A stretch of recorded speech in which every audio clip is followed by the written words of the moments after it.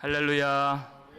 반갑습니다. 이 예배를 우리 EM에서도 몇 분 나와서 또 함께 또 들으시고 또 온라인을 통해서 이 예배를 또 들으시고 또 한국에서도 이 예배를 함께 참여하십니다. 그래서 하원이 어디 아프냐고 하셨던 분이 우리 어머니세요. 우리 어머니도 지금 한국에서 새벽인데도 한 3시쯤 됐죠. 같이 예배에 참여하시는데 오늘 이 말씀 가운데 우리 모두가 우리 국적과 나라와 민족과 인종에 상관없이 하나님의 세미한 음성을 들으시고 하나님의 말씀의 은혜가 우리 모든 심령들 가운데 임하여지도록 주께서 함께 하시는 예배가 되기를 주의 이름으로 축원합니다. 우리는 예수님이 빛이심을 믿는 사람들입니다. 예수님이 진리이심을 우리는 의심하지 않습니다. 여러분, 이 믿음의 고백이 있다는 것이 얼마나 놀라운 일인가요? 정말 다 말할 수가 없는 것입니다. 여러분, 에베소서 2장 8절 말씀 아시죠?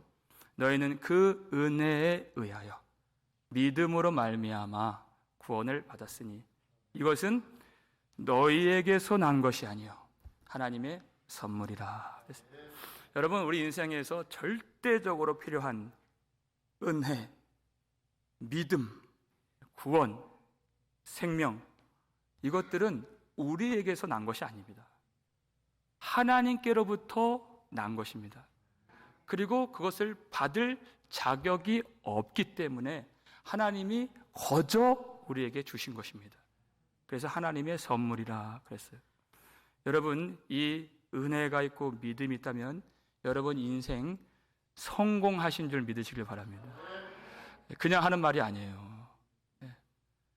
우리가 이 땅에 이미 만세 전에 하나님이 계획하신 일을 보게 하시려고 여기로 보내신 것이에요.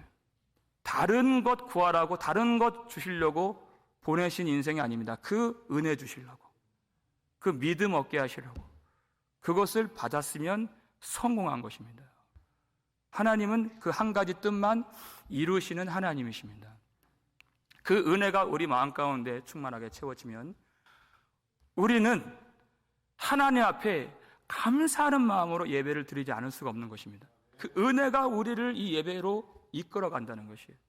근데 만약에 그 은혜가 우리를 주장하지 않는다면 우리는 예수님 잡는 사람이 됩니다. 여러분, 잡는다는 뜻이 여기서는 무슨 의미인가요? 죽인다는 뜻이에요. 20절 말씀 보니까 예수님께서 성전에서 가르치실 때 헌금함 앞에서 그들이 잡으려고 하는 마음을 가졌지만 하나님의 때가 아니었기 때문에 그렇게 못했다, 그 뜻이죠. 헌금함이라고 하는 것은 하나님의 백성들이 하나님을 향해서 충성하는 마음이, 사랑하는 마음이 가득 담겨야 하는 그 장소가 헌금함이에요. 그런데 오히려 하나님의 아들이신 예수님을 죽이려고 하는 마음으로 가득했다는 것입니다.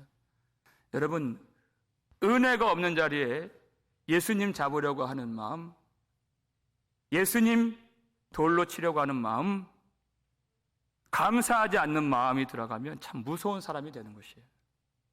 절대 하나님을 기쁘시게 할 수가 없는 것입니다. 그런 사람들에게 예수님 단호하게 오늘 이 말씀 주십니다. 21절 말씀 읽겠습니다.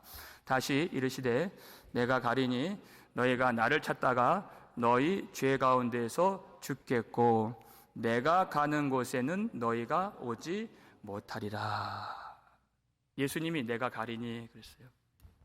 예수님 죽으심을 의미하는 것이죠. 너희가 나를 찾다가 그때는 나를 보지 못하리라 그랬습니다.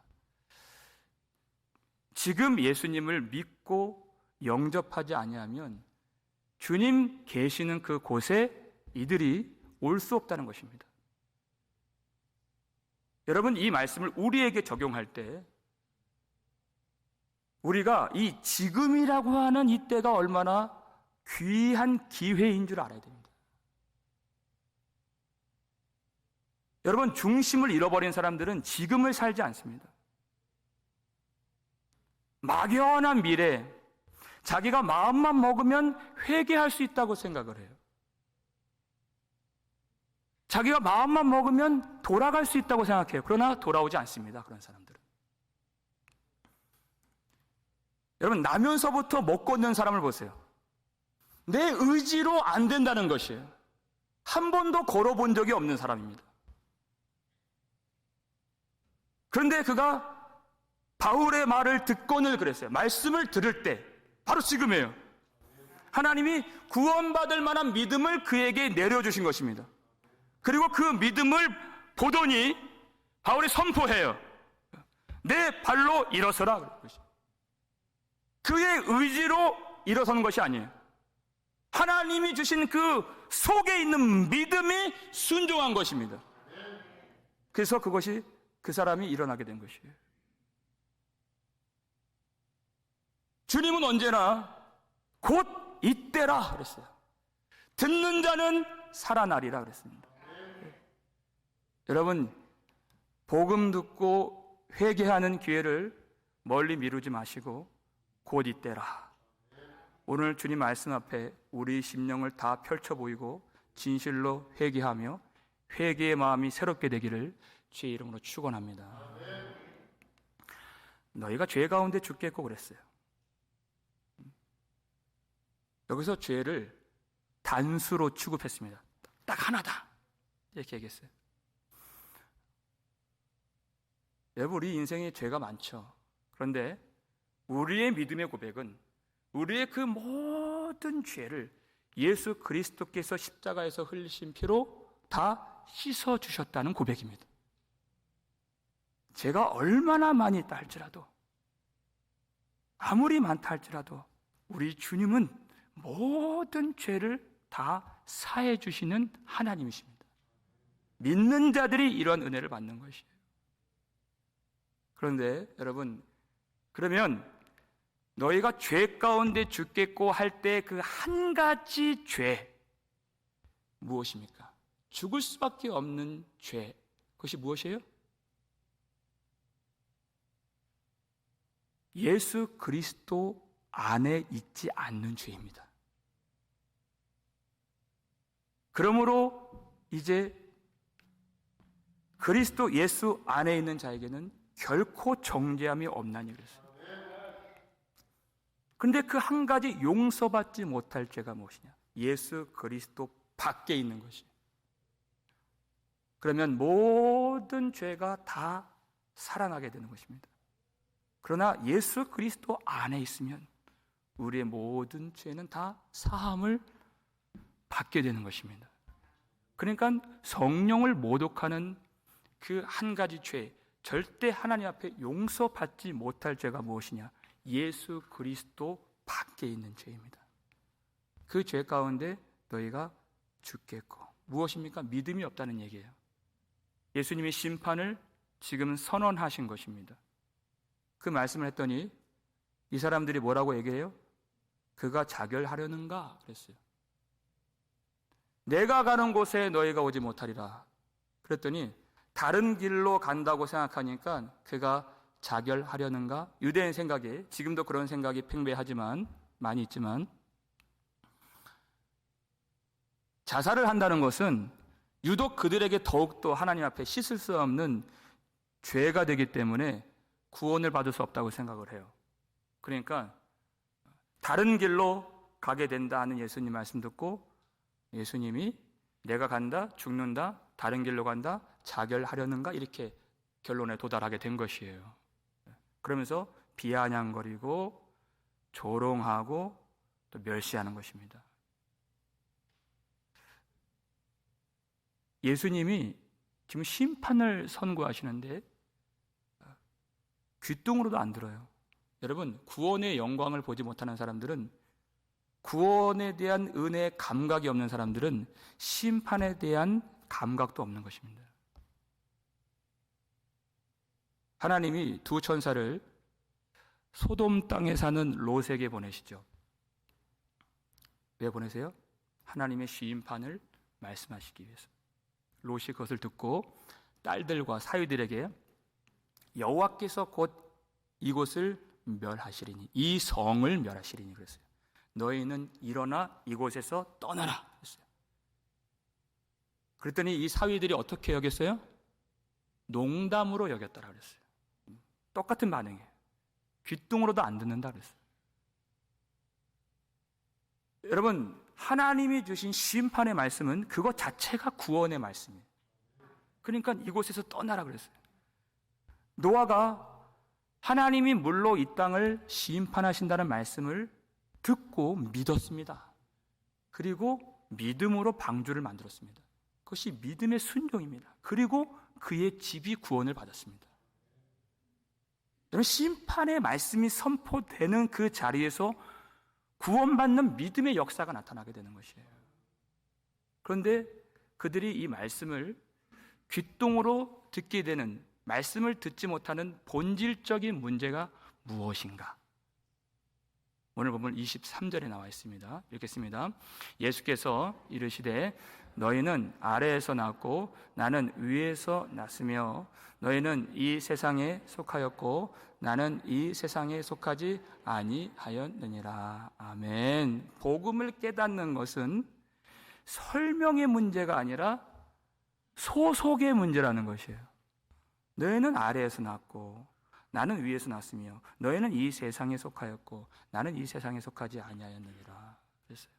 여러분, 이 시대 많은 교회나 성도들이 왜 심판에 대한 말씀과 죄에 대한 이 경책의 말씀을 들으려 하지 않고 전하려고 하지 않습니까?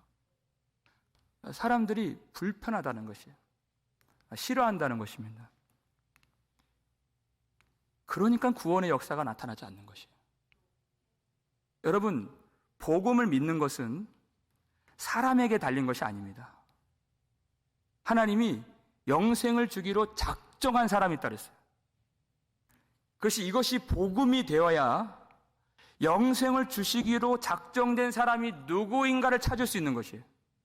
그런데 이것이 복음이 되지 않고 사람의 생각으로 육신의 판단으로 오염이 되어버리면 하나님이 구원하시는 사람들을 찾을 수가 없는 것입니다. 그러니까 아무리 많은 사람들이 모여있다 할지라도 거기는 교회가 아니라 세상일 뿐인 것이에요. 우리의 사명은 먼저 이 복음의 등불을 온전히 밝히는 것입니다. 하나님이 기뻐하시는 교회가 바로 그와 같은 교회예요. 이 복음이 온전하게 정직하게 선포되는 자리에서 하나님은 구원의 역사를 이루신다는 것입니다. 그들은 세상에 속해 있다. 예수님은 세상에 속하지 아니하셨다. 여러분, 이것이 복음입니다. 금요일날 우리가 예배 드릴 때 제가 이렇게 설교를 할 때 지진이 나왔어요. 캘리포니아에서 지진이 많이 일어난다고 하는데 유독 금요일날 저녁 예배 시간이 많이 발생하는 것 같아요. 예전에도 막 엄청나게 이렇게 흔들려요. 근데 그때보다 더 이렇게 의연하게 예배를 드리시는 것을 제가 봤어요. 한 가지만 기억하시면 됩니다. 여러분, 이 땅이 흔들려요. 지진이 나요. 누가 하신 일입니까? 그것만 알면 돼요. 누가 하신 일입니까? 땅이 하는 일이 아니에요. 하나님이 하신 일이에요. 그러면 어디가 가장 안전합니까? 어디가 가장 안전해요? 예수 그리스도 안이 가장 안전한 거예요. 하나님을 바라는 이 예배보다 더 안전한 자리는 없는 것이에요. 우리는 그것만 기억하면 됩니다. 여러분, 이 지진은 하나님이 주시는 편지입니다. 우리가 모르고 살고 세상 좋아하거든요. 땅이 원래 흔들리는 땅이라는 걸 가르쳐 주시는 거예요. 원래 땅은 요동하는 땅이고 멸망하는 땅이다. 그 땅을 의지하지 말고 그 땅을 사랑하지 말고 오직 구원의 반석이신 요동치 아니하시는 예수 그리스도를 바라보라. 그 편지로 주신 것이에요. 그러니까 예배가 얼마나 안전한 것입니까? 우리가 그 위의 것을 찾아야 된다는 것이에요. 우리 소속이 바로 위에 있기 때문에. 골로새서 3장 1절 볼까요? 읽겠습니다. 그러므로 너희가 그리스도와 함께 다시 살리심을 받았으면 위의 것을 찾으라. 거기는 그리스도께서 하나님 우편에 앉아 계시느니라. 아멘. 여러분, 이 말씀 우리가 다 알고 아멘 하고 있어요. 근데 위의 것을 찾는 것은 내가 할 수 있는 일이 아닙니다. 누가 하십니까? 하나님이 하시는 일이에요. 어떻게 해요? 이 땅에 정부치지 못하도록 이 땅을 흔들어 버리시는 것이에요, 하나님. 그래서 위의 것을 찾아볼 수 있는 것입니다. 우리가 얼마나 두려움이 많습니까? 두려우셨죠? 지진 날 때. 우리가 그런 존재들이에요, 다. 그러나 그 두려움 속에서 그 전에는 땅이 안 흔들릴 때에는 보지 못했던 생명의 빛을 그때 보여주시는 것이에요. 우리가 정말 의지할 바가 무엇이고 정말 사랑할 대상이 누구신가? 바로 예수 그리스도시라는 것입니다. 하나님이 믿음 없고 두려움 많은 우리를 뒤흔들어 버리시는 것입니다. 우리 인생 못 살게 만드시는 것이에요. 그래야 우리가 주님을 바라볼 수 있는 것입니다. 우리의 땅이 내 존재의 본질이 무엇인가를 알도록 그때 알 수 있습니다. 내 존재의 본질이 무엇인가? 그러면 24절 우리 하반절 함께 읽어볼까요? 읽겠습니다. 너희가 만일 내가 그인 줄 믿지 아니하면 너희 죄 가운데서 죽으리라. 아멘. 여러분, 우리 지진 나거나 우리 삶이 요동하면 그런 무서운 일이 빨리 끝나길 바라죠. 그것 때문에 우리 죽지 않는다는 것이에요. 우리 인생의 문제의 본질이 무엇이냐? 너희가 만일 내가 그인 줄 믿지 아니하면, 이것이 문제의 본질입니다. 믿지 아니하면 죽지, 다른 어떤 환난이나 지진이나 질병 때문에 죽을 일은 없다는 것이에요, 하나님 앞에서. 그런데 내가 그인 줄 믿지 아니하면 그 죄 가운데서 죽으리라. 이것을 깨닫게 만들어 주시는 것입니다. 과연 우리의 소속이 무엇인가? 여러분, 유대인들은 이 말씀을 듣고 나중에는 믿는 듯 보였지만 나중에는 예수님 돌로 쳐 죽이려고 했었어요. 8장 마지막 절 내용입니다. 너희가 땅에 속해 있고 너희가 아래에서 났다. 너희가 세상에 속해 있다. 여러분, 이것이 예수님을 향해서 돌을 던져야 될 일일까요? 아니면 위에 계신 예수 그리스도를 의지해야 할 일일까요? 그렇죠? 그래서 복음이 되는 것이에요. 그러니까 못 깨닫는 사람들은 돌을 던지는 거예요. 살려주시려고 지금 이 말씀하신 것입니다. 우리 본질의, 이 존재의 본질이 무엇인가를 깨닫게 만들어 주시기 위해서. 예수님이 십자가에 죽으실 때 그 자리에 행악자들 두 강도가 함께 십자가에 못 박혔습니다. 그런데 처음에는 이 두 행악자가 예수님을 멸시하고 조롱하고 비방했어요. 그러다가 어느 한 순간에 불현듯 그중 한 사람이 그의 모든 인생과 그리고 운명과 그리고 영원한 삶의 판도까지 뒤집어 버릴 생애적인 고백을 하게 됩니다. 어떤 고백인가? 누가복음 23장 41절 말씀입니다. 읽겠습니다. 우리는 우리가 행한 일에 상당한 보응을 받는 것이니 이에 당연하거니와 이 사람이 행한 것은 옳지 않은 것이 없느니라 하고. 아멘. 이때 깨달았습니다. 우리는 우리가 행한 일에 상당한 보응을 받는 것이니 이에 당연하거니와. 무엇입니까? 이 십자가에서 저주받고 심판을 받는 것이 마땅하다, 당연하다, 이것을 알았어요. 유대인들은 절대 이 생각 못했습니다. 그러니까 심판의 말씀이 귓등으로 들리는 거예요. 그것이 나에게 해당되는 말씀인 줄을 모른다는 것입니다. 그러니까 준비를 안 해요. 믿음의 역사가 나타나지 않는 것이에요. 근데 이 심판이 나에게 마땅히 구원을 받아야 될 사람이 아니라 마땅히 심판을 받아야 될 사람이라는 것을 아는 것이에요. 마땅히 심판을 받아야 되는데 하나님이 우리에게 선물로 구원을 주셨다는 것입니다. 그런 사람들 속에만 마음속에 은혜가 있고 감사가 있는 것이에요. 무슨 일을 만나도, 어떤 환난을 당해도 그 감사가 이기는 것입니다. 어떤 역경을 만나도 은혜에 비하여는 아무것도 아닌 것처럼 작게 여겨지는 것이, 그것이 은혜예요. 그러니까 두렵지 않습니다. 그런데 무엇을 또 알아요? 이 사람, 예수님이죠. 자기에 대한, 자기 본질에 대한 이 생애적인 깨달음을 얻었어요. 그러니까 예수님 보이는 거예요. 이 사람이 행한 것은 옳지 않은 것이 없느니라. 이때 생명의 빛 대신 예수 그리스도가 보이는 것입니다. 전혀 죄가 없으신 하나님의 아들이신 예수 그리스도, 그리고 세상에 속하였고 심판과 저주가 마땅한 나를 구원해 주실 유일하신 구원자가 되심을 그때 보게 되는 것이에요. 이 깨달음이 있으니 진정한 기도가 나오는 것입니다.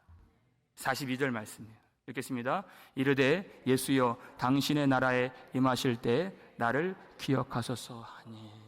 그랬어요. 주님 나라 임하실 때 내가 거기에 있기를 원합니다. 이것이 믿음의 고백이라는 것입니다. 자기의 본질의 이 존재의 이 본질을, 뿌리를 깨닫고, 그리고 예수 그리스도를 간절하게 의지하는 것이. 여러분, 이것이 단지 십자가의 고통을 당한다고 이 고백이 나올까요? 아니에요. 고통을 받아서가 아니에요. 그 다른 행악자는 끝까지 예수님 저주했습니다. 고통이 아니라 하나님의 은혜를 받아서 그 고통 가운데에서 이 고백이 나타나게 된 것입니다. 그리고 예수님이 즉시로 이렇게 응답을 해주셨죠. 읽겠습니다. 다음 절.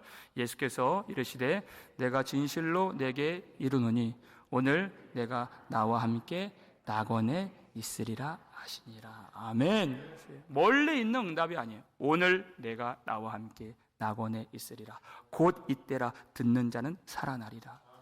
오늘 그 하나님의 나라를 허락해 주신다는 것입니다. 그러니까 세상을 이길 수 있는 것이죠. 십자가의 그 고통이 전혀 아무것도 아닌 것으로 여길 수 있는 것입니다. 왜? 오늘 이미 낙원을 허락받았기 때문입니다. 이것이 믿음이에요. 하나님은 처음부터 이 믿음을 주시려고 말씀하셨습니다. 그리고 이 백성들에게 율법을 주셨어요.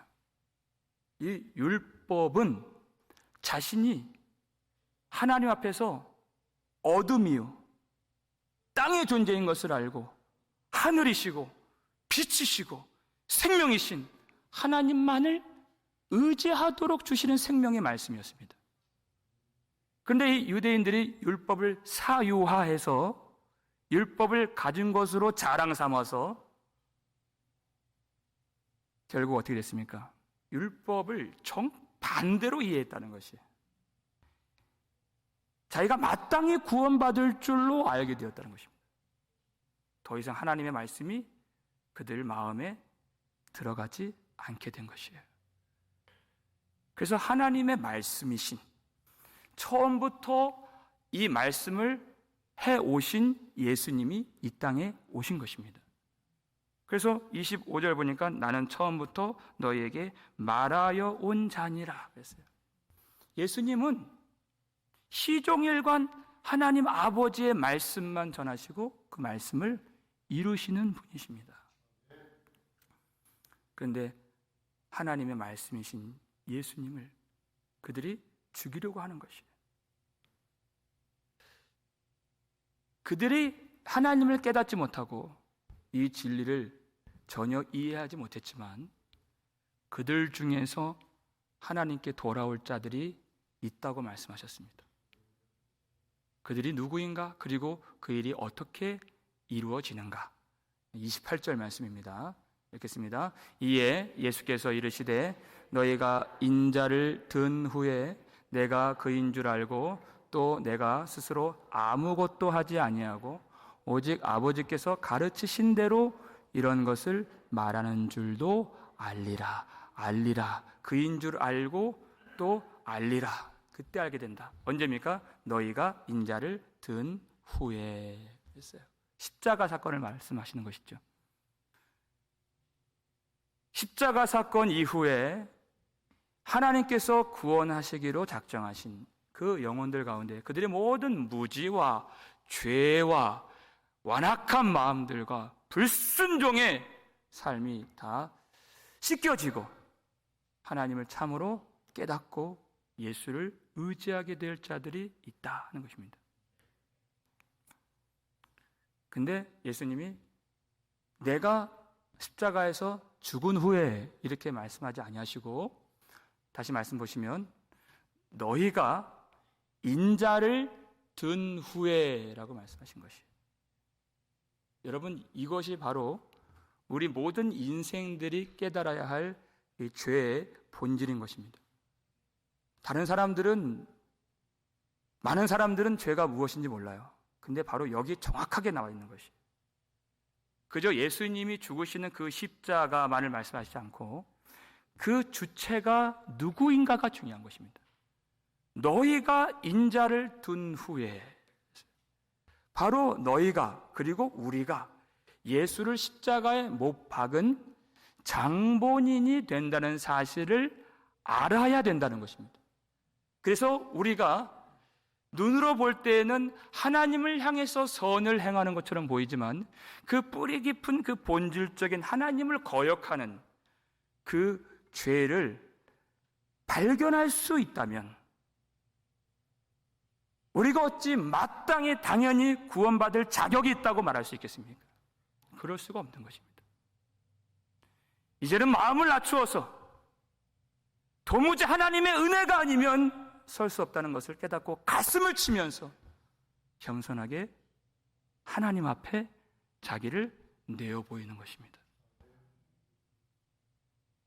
그 낮은 마음에 예수 그리스도 십자가에서 쏟으신 보혈의 은혜가 흘러 들어와서 비로소 하나님이 누구이신가를 깨닫고 하나님의 말씀이 무엇인가를 알아서 예수 그리스도 안에서 하나님을 진정 기쁘시게 할 수 있는 자가 되는 것입니다.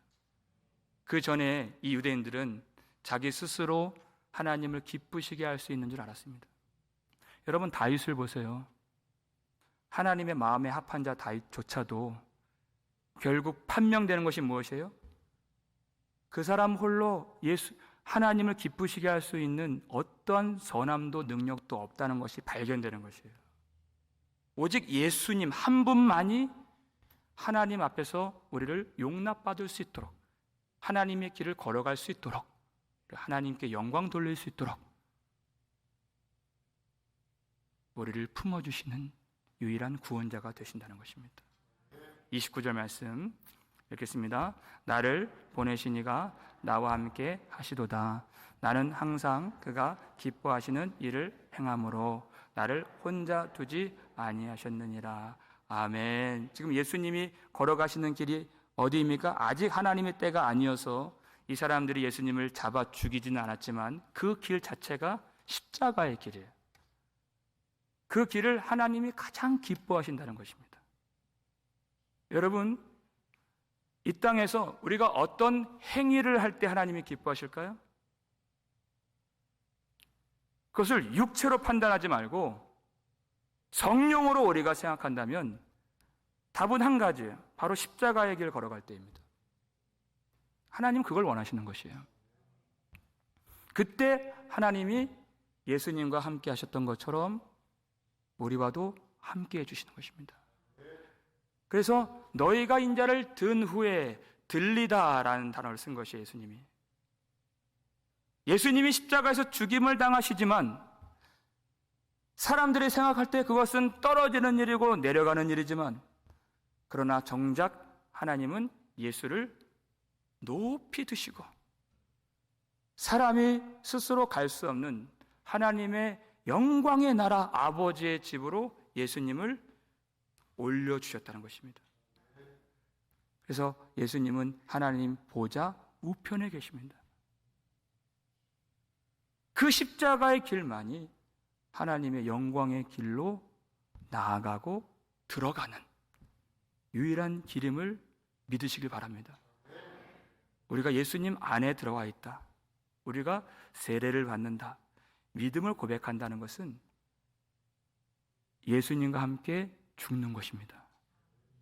그리고 십자가의 길 걷는 것입니다. 그때 우리 홀로 내버려 두지 아니하시고 영광의 아버지께서 항상 함께 하십니다.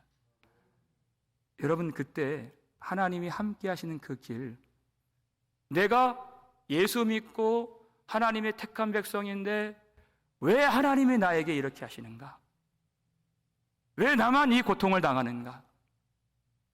왜 내 인생은 이렇게 요동하고 나의 생활은 이렇게 어두운 뿐인가? 그런 질문이 나올 때가 있어요.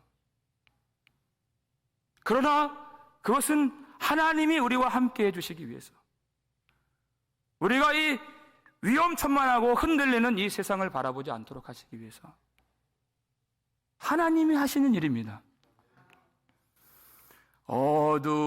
어두움에 밝은 빛을 비춰주시고 너의 작은 신음에도 응답하시니 너는 어느 곳에 있든지 주를 향하고 주만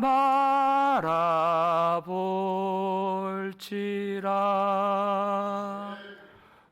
여러분, 이 길 걸어갈 때 내가 예수님 죽인 장본인임을 깨닫지 못하고 죄를 알지 못하면 우리 속에서는 이 길에서 억울함만 나옵니다. 속상함만 나옵니다. 비통의 눈물에 절규만 나오는 것이. 그렇지만 내가 전혀 하나님의 사랑받을 자격이 없는 자임을 알고 구원받은 그 강도와 같이 전혀 죄 없으신 예수님이 나의 모든 죄를 위하여 십자가에서 죽으심을 알게 된다면 우리는 모든 세상을 이길 만큼의 은혜와 감격과 기쁨과 감사가 우리 마음에 강물처럼 흘러넘치게 될 줄 믿으시길 바랍니다.